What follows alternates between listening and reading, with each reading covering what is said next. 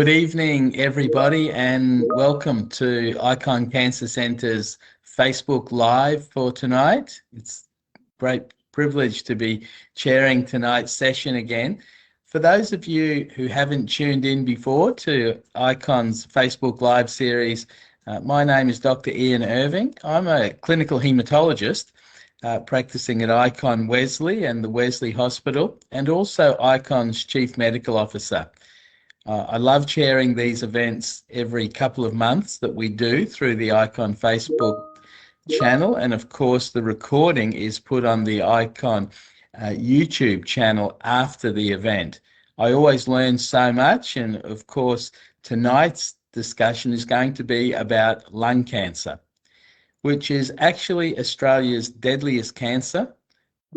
More people die of lung cancer than any other cancer. And it has become a very high incidence both in men and women. Lung cancer is not something I treat as a haematologist, and as I said before, it's one of the reasons I love these events is I always learn so much from our experts. And tonight we've got three fantastic speakers who are national and international authorities on lung cancer. Firstly, we've got Mark Brook, who is CEO of the Lung Foundation. Mark is a very experienced health executive and was formative in pushing the government to introduce lung cancer screening that commenced last year. We've also got Dr. Kim Lin Chu, who's a radiation oncologist working at Princess Alexandra Hospital and also at Icon Cancer Centres, Greenslopes, Auchenflower and Redlands. Welcome, Kim, and thanks for joining us tonight. And last but not least, probably quite well known to everyone in the lung cancer community is Professor Ken O'Byrne. Ken works as a medical oncologist privately with Icon Cancer Centre and at Greenslopes Hospital, as well as at Princess Alexandra Hospital. A very experienced lung cancer research, has run over 200 clinical trials in lung cancer and is well known to you all for organising the very successful annual Brisbane Cancer Conference each year. So welcome, Mark, Kim Lin and Ken. Thank you very much for giving up your time this evening. As with other Facebook Live events, we're going to hear from each of our speakers in the first half of tonight's event, but then in the second half of the program, which should run for about 45 minutes, we'll field your questions. So please, if you have a question, something you would like to ask one of our experts, put that question in the chat and we will try to get to it in the second half of tonight's event. As always, we always say on this program, we really don't want to give specific medical advice, and of course we're not privy to all the intricacies and medical details of your individual case, so of course be mindful of that and potentially keep the questions a little bit more general. But again, thanks to everyone for tuning in, and we might get started straight away with our first question to Mark Brook, the CEO of Lung Foundation.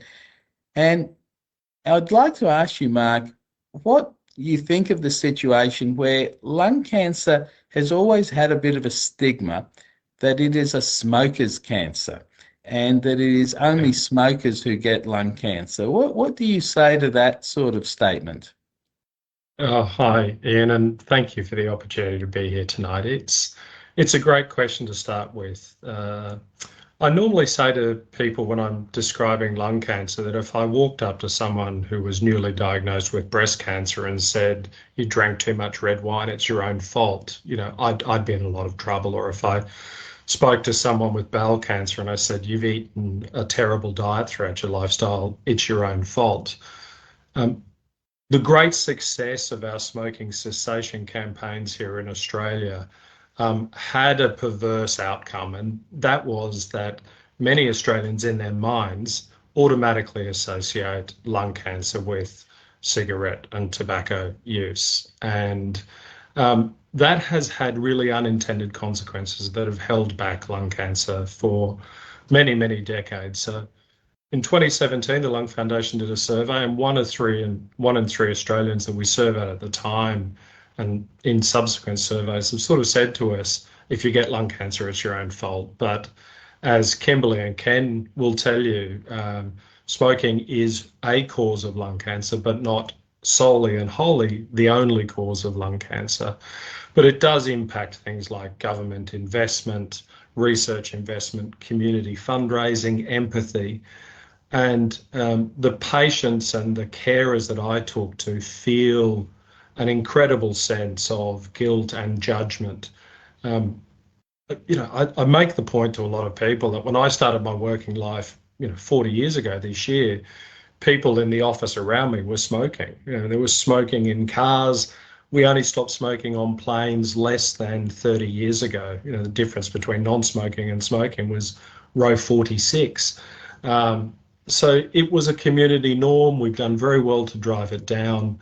But that stigma has stopped people in many cases from reaching out and seeking care from wonderful clinicians like Kimberly and Ken. So stigma is very real. It can happen within families. It can happen unconsciously with healthcare professionals, and it can happen right across the community. But Lung Foundation's up for the challenge of making it more positive so people understand that anyone can get lung cancer. Sure. No, I mean, I remember being on planes, as a child and young adult when smoking was still allowed. And of course, terms such as smoko are in the Australian vernacular, for code for morning tea. And so you're right, smoking was entrenched in our society. Is there any evidence, Mark, that the stigma associated with lung cancer and some of those statistics you mentioned are changing, or is it still quite a stigmatized disease? I think the conversation is changing. I'm more optimistic now about lung cancer than I've been in my sort of 20 years of working in and around respiratory medicine. It still has a terrible weight and burden on patients.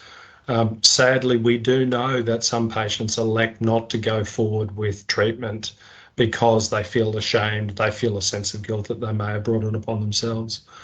There's also a section of our community that have, a diagnosis of lung cancer who are never smokers, and lung cancer for never smokers is rapidly increasing in prominence and prevalence. So they feel that weight even more so. And Ken and I have been at functions where patient advocates have said, they've been repeatedly asked, "Are you a smoker? Are you a smoker? I didn't know you smoked." It really doesn't matter. We don't do it with any other tumor type. We don't do it with cardiovascular disease, and yet smoking is a contributor to that. So I think the community is very clearly, as more people tell their stories, is clearly starting to understand that stigma holds back great outcomes for patients. No, there's a very good point you make, Mark, and I think it's a good time to bring in Ken. I mean, Mark's mentioned there about lung cancer rates in non-smokers are actually increasing, and I think you were recently, in the media, Ken, and it's been well reported about the increased incidence of lung cancer in young women who have often never smoked. Ken, do you want to tell us perhaps what's behind this phenomenon and expand a bit on this diagnosis of lung cancer in non-smokers? Yeah, I think there are a number now well-established and that number is increasing of causes for lung cancer in non-smoking individuals. I do want to come back just before that, just talk about the smoking issue, because smoking was something that was promoted when I was young. I smoked. I'm an ex-smoker. I have about a 20-pack year history of smoking. Nearly everybody in my medical school class smoked. And we're all ex-smokers now, So I think it's important to recognize that the majority of patients that we even see now are actually ex-smokers, and even though you've given up cigarettes, there's still that risk there as well. But coming back to the never smokers, there are probably three very strong causes behind that. And in fact, I'm going to mention four, but three. The big ones are air pollution. that's now well established as a major cause of lung cancer. There's a direct correlation between the levels of air pollution and the incidence of cigarette smoking. And we kind of have an idea now that some of the toxins involved from exhaust from cars, from petrol, they actually do directly contribute to the cause of cancer. That's well established. The second one that needs to be discussed is radon. Living in areas where there's radioactivity, natural radioactivity occurring, radon is well recognized, radon gas, as a cause of lung cancer. The third one is genetic. There's an inherited component, so that if family members have lung cancer, we now know that other members of the family have an increased risk of getting lung cancer. There are kind of three big ones that stand out. And in Asia, and particularly East Asian populations, where a lot of cooking is performed on flat plates with oils, inhalation of those oils we know also now contributes to lung cancer. Therefore, really well established causes of never smoking lung cancer. And these are just standard things you do. You're walking along the street, the car pollution around you is impossible to avoid. So I think they're really important. And the interesting thing about never smoking lung cancer is that it tends to be associated with particular genetic oncogene-driven tumors that we now can target really effectively in many cases with oral medications, and we're getting better and better at doing that. Right. So I think that's providing great optimism. So in the past, never smoking non-small cell lung cancer had an equivalently poor prognosis as patients who used to have smokers lung cancer, but now with the targeted therapies, that's beginning to improve. Yes. No, And then just one, yes, good news. Sorry, go ahead. Oh, no, you keep going, Ken. That's Yeah, fine. and then the other thing I just want to mention is that even in smokers now we have good knowledge that patients who have smoked, that often they're very sensitive to what's called the immune therapies. So now we have immune therapies that are coming in that are really effective in patients who have been ex-smokers or even current smokers, and I think so those things are really important. And just one last thing from what Mark was saying. With screening, when we do detect a cancer in patients, or when we do screen patients with potential risk of getting lung cancer, smoking cessation programs are really effective within the screening environment. And so that really helps to reduce the incidence of lung cancer in those populations. No, that's a good point. And now you started to mention about treatment there, Ken, and it's a great segue into discussion diving deeper into the treatment of lung cancer, and I think that's what we'll do now over the next few minutes. So you mentioned, Ken, there is an optimism around lung cancer treatment, and off screen Mark and I were chatting, and Mark was saying how, of course, survival rates have improved. That's due to a whole host of factors, and as you're saying, a healthier population, screening, surgery, radiation oncology, immunotherapy, chemotherapy. It's a whole host of factors have led to better survival rates. So one of these treatment modalities that's very important, of course, is radiation oncology. So I'd like to bring you in now, Kim Lin, to talk about radiation oncology, but also the other treatment modalities that are used to treat early stage lung cancer, which of course is the stage that we would like to diagnose lung cancer, and is one of the reasons we do screening to pick up lung cancer at an earlier stage.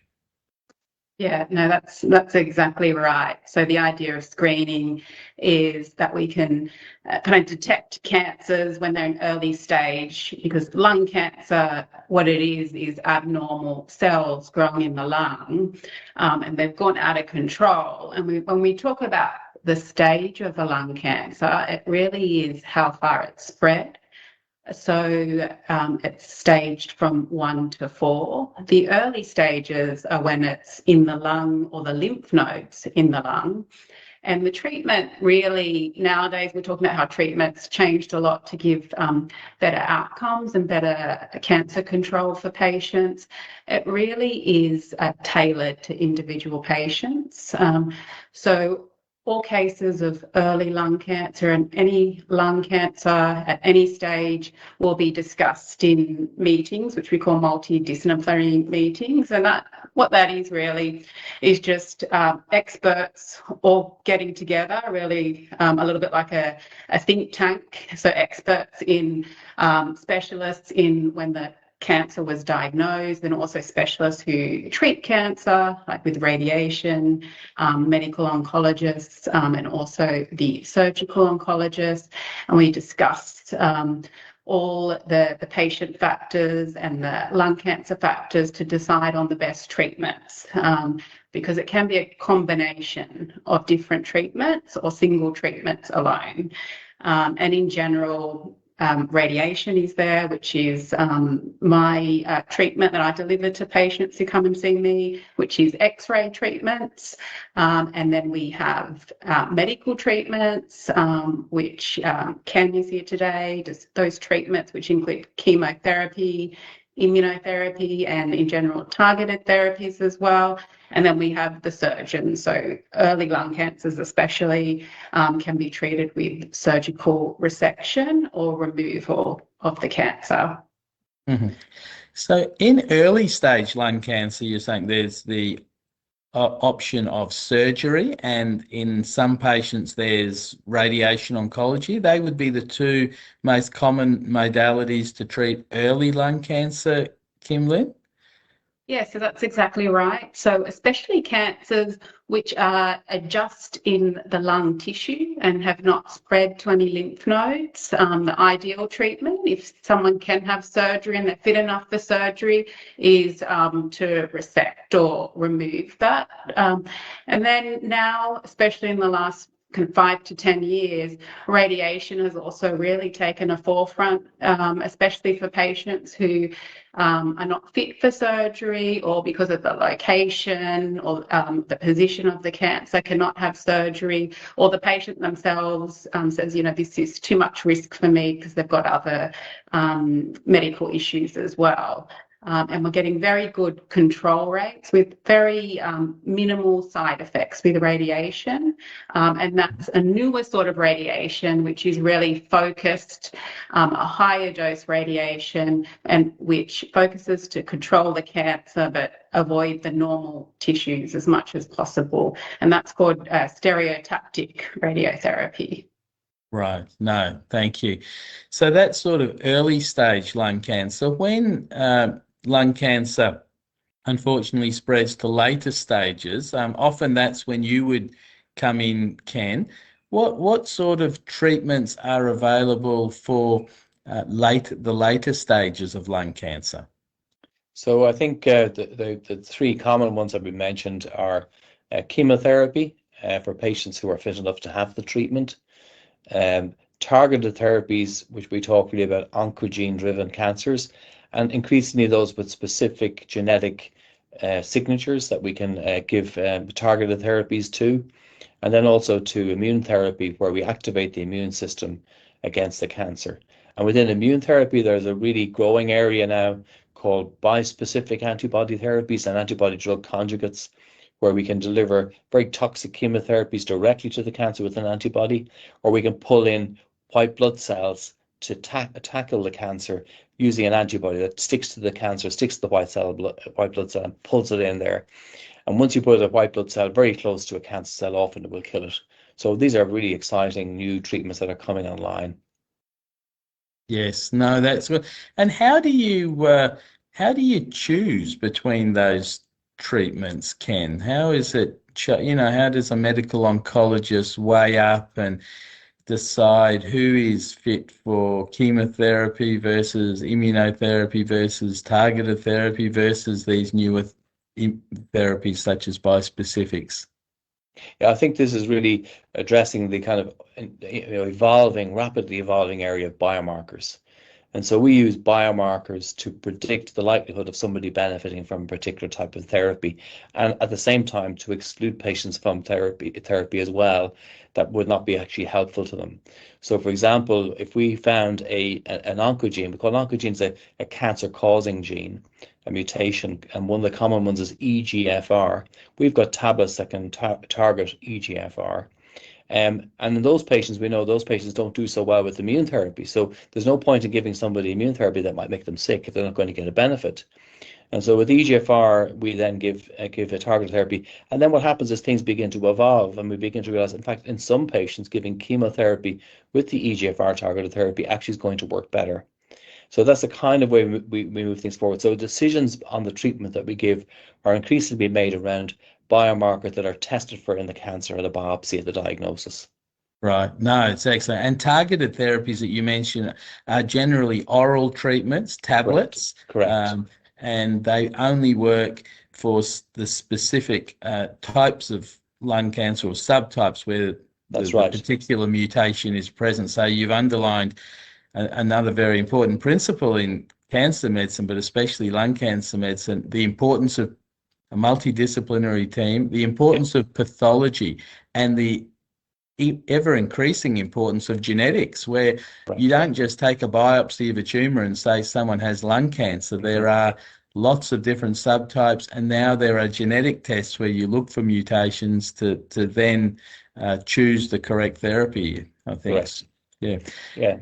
So Mark, that's a very broad brush, and we'll dive a little bit deeper into some of these newer therapies with Kim, Lynn and Ken in another section a bit later on. But that's the medical aspect of treatment, Mark. Obviously, when we're treating patients with any sort of cancer, but including lung cancer, it's often an arduous journey. It's the patient and their family that go through this journey together, and it's arduous irrespective of what treatment modality is chosen by the patient and the treating clinicians. Could you outline to the audience and to me what are some of these challenges that you see patients and their families face, and then what support is available for them? I hope, Ian, that people watching this and listening to Ken and Kim just get a sense of confidence that there is, it's not necessarily the death sentence, that when they're told by their general practitioner, you have lung cancer, and your world literally stops at that point. Listening to these wonderful doctors talk about all of the opportunities that can be brought to you. So I think there's a few things that certainly, my own lived experience, and I'm sure some people may know, my mum passed away from lung cancer back in 2013. So I had a carer role for her. In that 13 years since 2013 to today, how far the medicine has come. So we need to be optimistic, but we do know that people are confused about what the treatment regime looks like, what their pathway looks like. It's a very confronting and very confusing set of medical terms and languages and treatment modalities. So literally getting people to understand what their journey looks like ahead of them and what each step of the way and that roadmap is a really important conversation that we know our primary healthcare, particularly our general practitioners, particularly the wonderful specialist lung cancer nurses that work in many multidisciplinary teams, are very adept at, very, very highly skilled at helping people, if you like, be a concierge and guide you through all of those various stages of treatment and investigation. The number one thing that patients say to me or members of their family say to me is that their mental health is often completely overlooked. And if there was one tip I would give anyone at newly diagnosed lung cancer, is to ask your general practitioner for a mental health care plan from that moment on. You can get these plans, they can be paid for by the government, but find a trusted mental health care practitioner that can help you manage your anxiety. People with lung cancer sadly have much higher levels of depression and anxiety than many other tumor streams. And all cancer is terrible, but we know that patients with lung cancer can sometimes adopt a fatalism. Well, it's going to kill me. It's late stage disease. I've run out of options. I hear this all the time, and I try to get people to be much more optimistic and positive. The other area is trust your gut. Many people will come to find that their cancer has been diagnosed late. They've been through multiple primary healthcare settings where a cough, breathlessness, fatigue has all been put down to aging or something else rather than a decent investigation of something as serious as lung cancer. But every patient I've spoken to needs a tribe or a village around them, that not just their wonderful healthcare teams, but having a strong network of people that they can trust. So reaching out to the Lung Foundation's free specialist lung cancer nurse program is something that the Commonwealth funds it. We have very experienced specialist lung cancer nurses. They don't discuss your treatment modality, but they give you the roadmap and help you understand what may be coming next and what options you might have. That's really, really important. And people can just phone that service and talk to those nurses at any time, whether you think you're at risk or whether you're worried about symptoms or whether you're a person that's been diagnosed or a carer. Recently we've been funded by the Commonwealth to support men and women who have occupational lung cancers. They've got it through workplace exposures.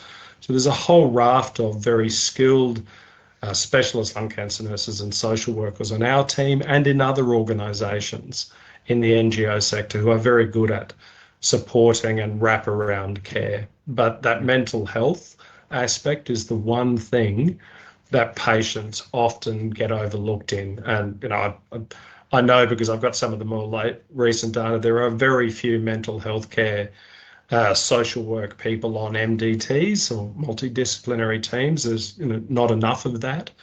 So reaching out and having that support around you is just absolutely critical. It keeps you grounded and hopeful about what lies ahead for you. Sure. No, thank you. Thank you, Mark. That's a really good and very broad explanation of the complexity of being treated for lung cancer these days. It's not a simple or quick fix. You've been treating lung cancer for a long time. You're very experienced. How do you see the importance of the support services, and how have you seen it change over the decades, whereby hopefully there is more support and more multidisciplinary care now than there was in the past? Yeah, I think there's, again, we're just going to go through the different stages very quickly. One is a multidisciplinary team that we talked about, that Kim Lynn articulated very well, that ensures that patients do get the best physical care, and that has definitely improved patient outcomes. I remember when I was in England, the survival for lung cancer was 3%, and everybody said it was because the English were unhealthy and they lived in bad environments. And then they just introduced proper surgical-based multidisciplinary teams, and the survival rate just with that rose to 16% at 5 years. Just one simple change, But the other thing I think that's really important and growing is the survivor guilt. People who get cured and they say, well, how come I've been cured and these other people I've known have passed away? And so there's really, I think, in fairness, in Brisbane, a fantastically rapidly evolving survivorship program. And you did mention the Brisbane Cancer Conference, and a big part of that Brisbane Cancer Conference every year is a full day symposium, a full half-day symposium on survivorship and the growth of that area.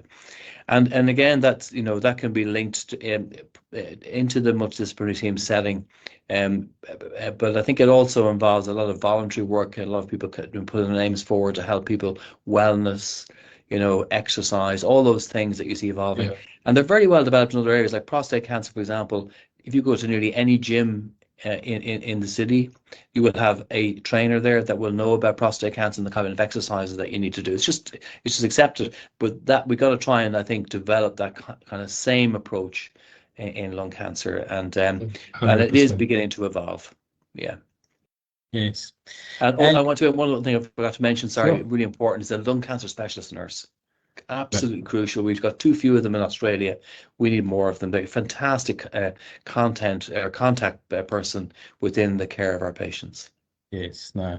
I just want to go over to you, Kim Lynn, now to pick up what Mark had mentioned about mental health and the importance of mental health. I suppose want to ask you really two questions. One is, what do you see in your practice regarding the mental health aspects of lung cancer and being diagnosed with lung cancer, and your MDT and your treating team? How do you address that? Is it, as Mark suggests, with general practitioners and mental health plans, or are there other things you do? And secondly, Kim Lynn, just to ask you, what are the burdens on staff, nurses, social workers, radiotherapists, doctors, medical oncologists, in treating patients with lung cancer? Is it is it an area that has a lot of burnout? Are there specific challenges for all of our wonderful staff? Of course, today being World Cancer Day, and there's people all around the world caring for people with cancer every minute of the day, and it's often not easy. Yeah. So, definitely an important topic. And I think to start off with the first question with patients, so we talked about, you're exactly right, that multidisciplinary team which focuses on the best treatment option, but as a part of that as well, there's a lot of support staff, and their goal is we work all as a team. So I always say to patients, it really is a team effort, everyone getting together. And from the very get-go, I don't know if people have been in the shoes or been a family member, it's just a big shock. And everything is a big whirlwind. You can be told things multiple times. It's information overload. So you need support from the start, with family in the hospitals. The doctors, we try and explain things. We love getting more questions and talking to you, just trying to go over things. But definitely what Ken said, what we need more of, and we're finding is very important to patients going through, is having nurse coordinators or navigators, because we know it is a complex journey. Everyone's journey is different as well. Everybody has different backgrounds. You've had, it's a bit different if you've had previous family members also dying of cancer or going through certain treatments. So all of these things kind of add to what reserves you have to tackle what's ahead. And so we try our best to offer all those services through kind of psychology services, as you said, which can be through a hospital. The GP is a fantastic person, because usually with patients have been there from the start. You've got a good relationship. So I always say to patients, make sure you go see your GP. And I think sometimes when all the dust settles, just having someone who knows you and knows your background, also go over things and be there to support you, is invaluable. And then obviously they can do the care plan, which I agree with is a fantastic to help. There's Cancer Council services as well available there. There's also support groups. So Mark, I'm sure you can talk more on that, for patients who have been through treatment or have family members going through treatment. But it's definitely an integral part of kind of getting out the other side of treatment as well, and what Ken spoke about into that survivorship phase as well. Because the idea is we want to cure cancer, but we also want to get patients out the other side being as healthy and happy and having a good quality of life as we can as well. And that's a big focus of treatment and modern treatment for lung cancer. Yes. So I think the second part of the question that you touched on is also in hospital systems, how people working with lung cancer patients and cancer patients cope, which again is another big area, because what now a lot of the focus is on that for doctors, nurses, social workers, allied health, radiation therapists, chemotherapy nurses to be able to give the best treatment. They also have to be well and looked after and supported as well. So there is a lot of focus now looking at also mental health, not only of patients, but of the medical staff looking after patients and their carers, because everyone involved in the care needs support and needs wellness to provide as a community for us to give the best care. And I think we talk about stigma with lung cancer, and there's a lot of work also going into breaking down stigma of asking for help, both for patients, but for doctors, medical staff, also asking for help and saying we need support to be well and the best mentally to actually treat patients as well. Yes, well said, Kimlin. No, that's a great discussion. It was mentioned at the start of the program that lung cancer screening has come into force in Australia now. It's been going for over 6 months. In my introduction, I mentioned Mark was instrumental in lobbying the government to commence this screening program, and of course also involved in the design of the program. Now, Mark, do you just want to please walk through the program for our audience, Sure. What it entails, who's eligible, but also I think you've got some insights into what has happened in the program over the last 6 months and how successful it's been, which would be great to hear. Thank you for your kind words. I actually think it's been a real celebration of how the patient community, working with healthcare professionals, working with governments, can rapidly design a life-changing and transformative program. The National Lung Cancer Screening Program started in 1 July. Australia can quite rightly claim to have been the fastest from ideation to implementation. I was there in 2019 when the Minister announced the inquiry. So in 6 years, and including a pandemic in the middle, we've gone from an idea to actually having it up as a fully fledged national program. So it's the first screening program introduced by the Australian government in nearly 20 years. BAL was the last one. It is the first program to be co-designed with Aboriginal and Torres Strait Islander people through the NACHO organisation.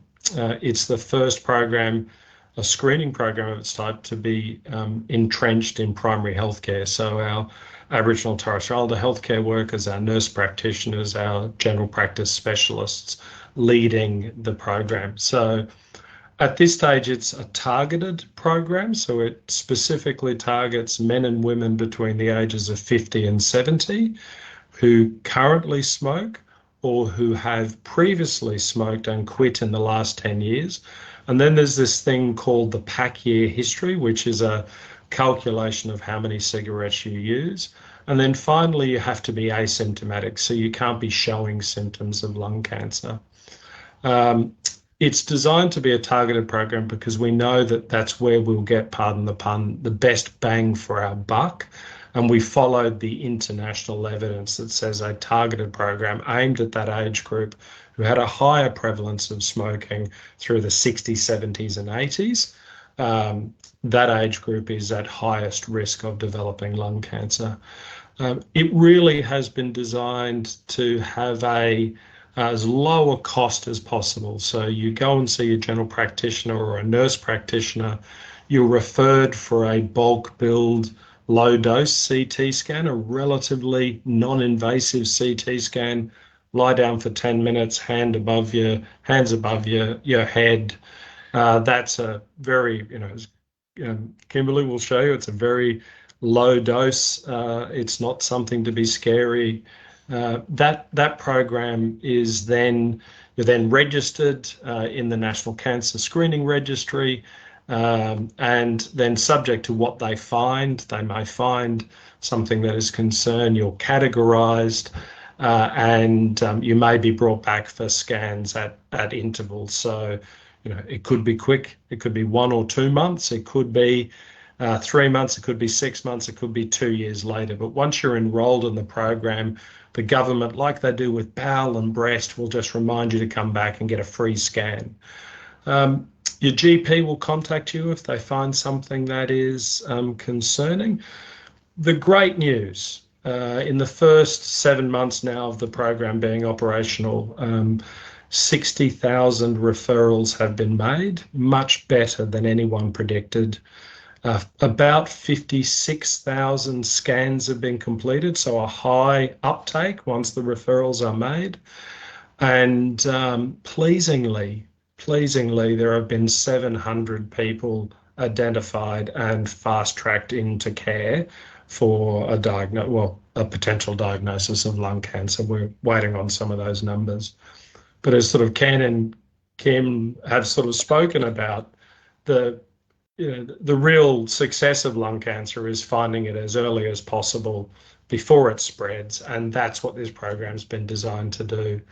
For people watching this who live in rural and remote communities, there is a fleet of mobile CT screening trucks run by Heart of Australia, which will now start going throughout Australia, so that people in rural and remote communities who don't get access to a CT scan locally can be scanned locally, and then the truck comes around every 3 months. So I was really pleased recently in a publication to hear that Australia's model is now being looked at all over the world. There is a lung cancer screening helpline set up.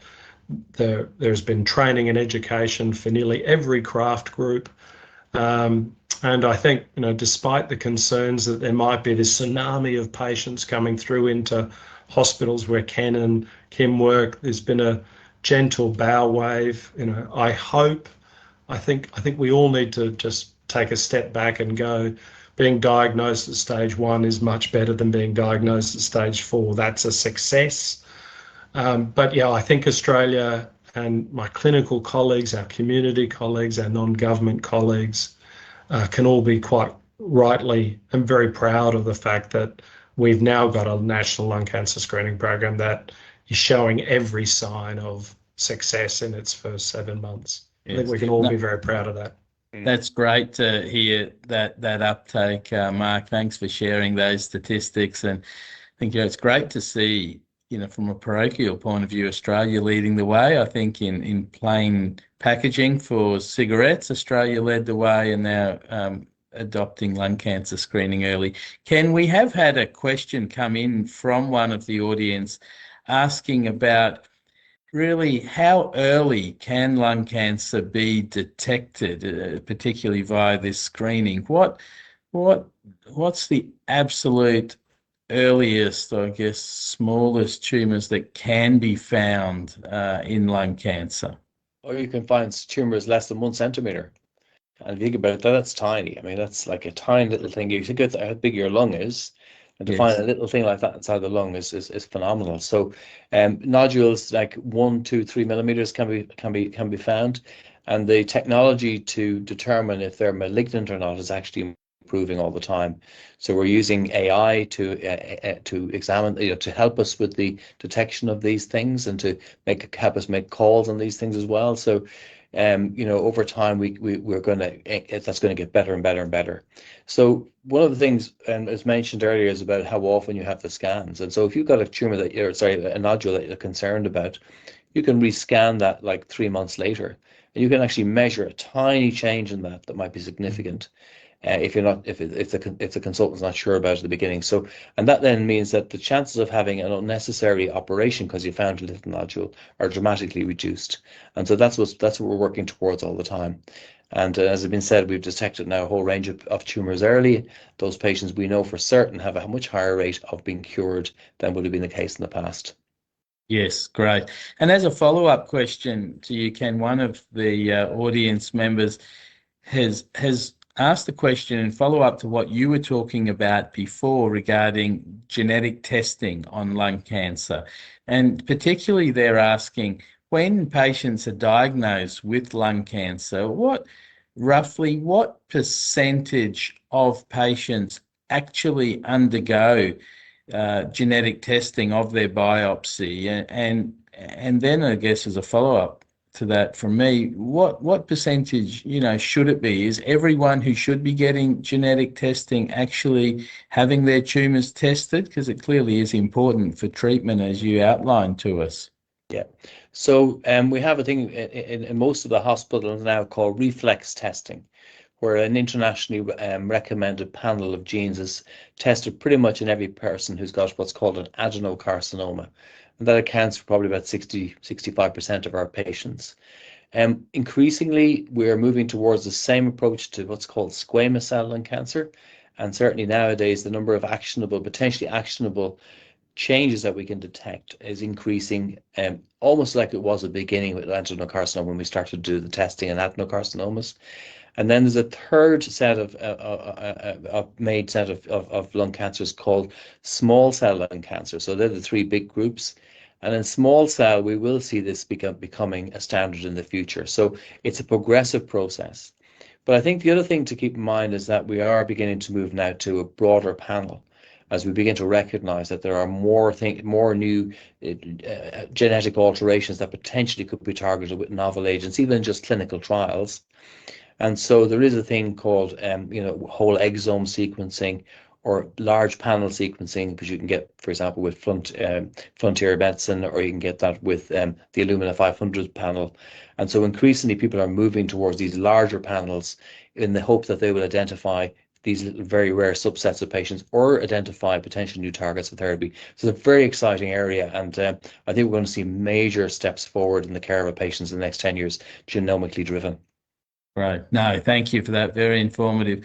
Another question that's come in through the chat, and please put whatever questions you'd like to our panel. Whatever we don't get a chance to go through tonight, we'll try to put an answer up on the Icon Cancer Centre Facebook page. And as I said, certainly the recording for tonight will be available on the Facebook page of Icon Cancer Centre and then over to our YouTube channel. So this question revolves around symptoms, Kim Lynn. So we've talked a lot about screening, and I guess, as Mark said, to be eligible for screening, you need to be not showing signs or symptoms of lung cancer. And we're trying to pick up patients with screening by definition who are asymptomatic and who would never go to the doctor for a test. And that's the idea of screening with all cancers, to pick things up early before symptoms. But just going on to the actual symptoms of lung cancer, what sort of symptoms and signs should people look out for that might suggest lung cancer needs to be considered as a possible diagnosis, Kim Lynn? Yeah, so really, patients who have certain lung symptoms will say, see your GP. Obviously, some of these things could be other illnesses, but especially what we do notice is cough. So persistent, ongoing cough. Sometimes you can be coughing up blood, and that's definitely a symptom that you should also always see your doctor for. And as it progresses, some patients can become more short of breath. So that's a common symptom that you might notice, that you're becoming more short of breath when you're doing your usual activities as well. There are some other things which can happen as the cancer gets larger. So it can cause chest pain sometimes if it's near the chest wall. And then if cancer is more advanced, some people might notice that they're overall unwell, their appetite's low, or they're losing weight as well. But a lot of the idea of screening and also having a good relationship with your GP or your primary care is that they're looking at the big picture, and so they put it all into context with your other illnesses and what you're going through, and you talk to them about any new symptoms which might be arising. So with screening, we aim to try and get cancers small before they get too large where they're causing too many symptoms, and that's why we know that screening for lung cancer is effective, because it tends to only cause symptoms once it gets larger. But it's also just being aware of these different symptoms, and not, as we're saying before, about stigma and things like that, not worrying about going seeing your doctor and checking things out. I always say to patients, better to be safe than sorry, and see your doctor and have a proper assessment if you have new symptoms. Sure. No, thank you, Kim-Lynn. So we're coming towards at the end of tonight's program. Before we wrap up, I'm just going to go around our three guest speakers who I think you'll all agree have been fantastic, and I really thank Mark, Ken and Kim-Lynn for giving up their time and educating us all tonight. It's been fantastic. So we'll just go around the panel and ask everyone, starting with Mark, what's one thing you see happening in the future with lung cancer, and one thing that you would desperately wish to see happen with respect to lung cancer in the future? I'm really privileged because I get to meet patients of Ken who are at stage 4 lung cancer, but at 9 years post-diagnosis. I know the same people that Ken treats. They're our ambassadors. I'm more optimistic about the pipeline of clinical trials and the diversity of those clinical trials, whether it's in immunotherapy, targeted therapy, surgery, radiation therapy, whatever it is. I think it's a privilege to sit amongst those clinical trialists and see what's coming down that pipeline. So I'm optimistic. My real hope is that no one gets left behind in lung cancer. For Aboriginal and Torres Strait Islander people, vastly overrepresented in poorer outcomes. For people living in rural and remote, for those who have English as a second language, we don't see that gap catching up as much as we would for sort of urban white male. So I have a personal commitment to see the closing of the gap and walking alongside wonderful Aboriginal and Torres Strait Islander healthcare workers who are championing and leading. But the Lung Foundation set a target that by 2035 we would see a survivorship rate of 50% in lung cancer. And people laughed when we said that back in 2020, but I'm more optimistic that we're getting with we call it eating the elephant from both ends, Ian. We've got screening at this end and we've got great treatment at this end, and somewhere in the middle they'll meet. And so I think I want to see survivorship at 50% by 2035. That'll be a joy. Fantastic. Yes. No. Well, if the improvements keep going, I'm sure you'll get there, because that's But no, thanks for sharing that. Ken, what do you see and what do you hope for with respect to lung cancer in the future? Well, I'm a translational scientist, and I want to see the translation of the science that we're doing into effective medicines that are given in a precision oncology manner, so that we're giving the right person the right treatment at the right time. That would be kind of my vision for the future. But I also think that the area of chemo prevention is going to explode in the very near future. And that's guided by the fact that we're beginning to understand the causes of cancer, particularly in the never smokers. And that will apply to the ex-smokers and smokers as well. So chemo prevention will be the one thing I'd love to see actually emerging with sort of a simple medicine you take that's going to prevent lung cancer. That would be that's one of my dreams. I think it's possible. I think it's possible. Well, I mean, you've introduced a whole new term, and perhaps it's a whole new topic for another night, chemo prevention, and I'm sure that cuts across lots of cancers, that term, not just lung cancer. No, food for thought. Kim-Lynn, how do you see radiation therapy in the future for lung cancer? You touched on that. Now you give stereotactic radiation therapy, short courses of very high dose but extremely precise radiation. therapy compared with the days when I was training in hematology and people would use a chest X-ray and get out a lead crayon to mark a box and deliver the radiation that way. So it's an enormous advances we've seen in radiation oncology. But where do you see radiation oncology going in the future to treat lung cancer? Yeah, so the technology for radiotherapy has just gone ahead in streams.